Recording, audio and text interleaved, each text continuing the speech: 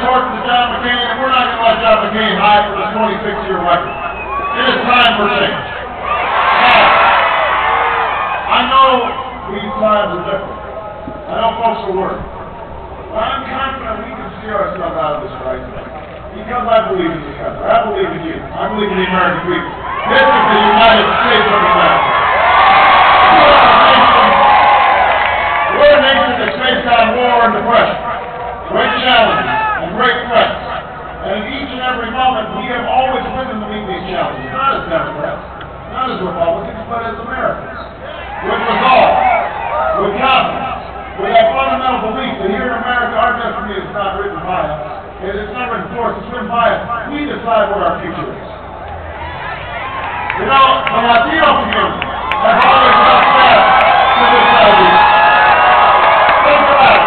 You and generations of Hispanics who have lived in this state and in this continent for centuries have always had big dreams and big hearts and a willingness to struggle and sacrifice so the next generation doesn't have to. The same is true for the first American.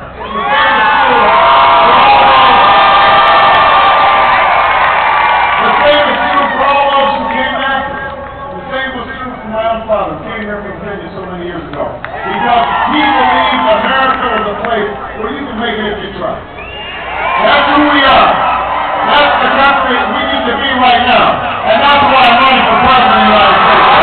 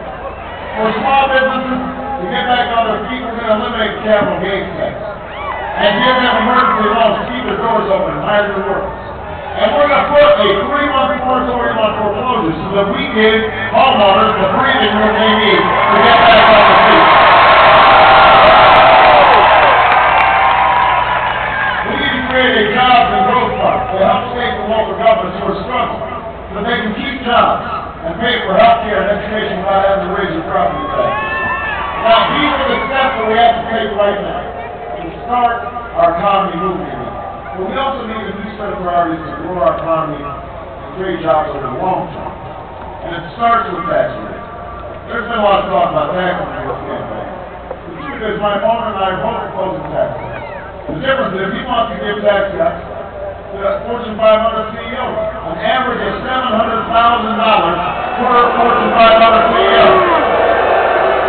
I want to put a middle-class tax cut in your pocket, in the pocket of 95% of workers and their families. Under my tax plan, tax rates will actually be lower than they were under Ronald Reagan. Now, it's true, I want to roll back the Bush tax cut on the wealthiest Americans.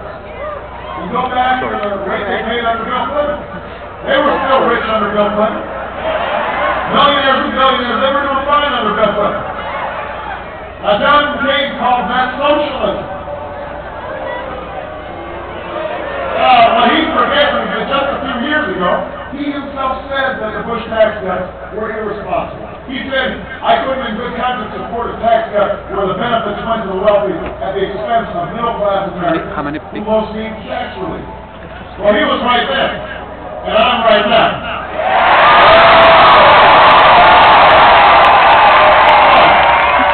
Let me just see a show of hands, because this is a big crowd. Let me see a show of hands, Albuquerque. How many of you make less than $250,000 a year? I know the cameras are catching this. Let me be crystal clear. If you make less than $250,000 a year, which includes 98% of small business owners and 99.5% of farmers, you won't see your taxes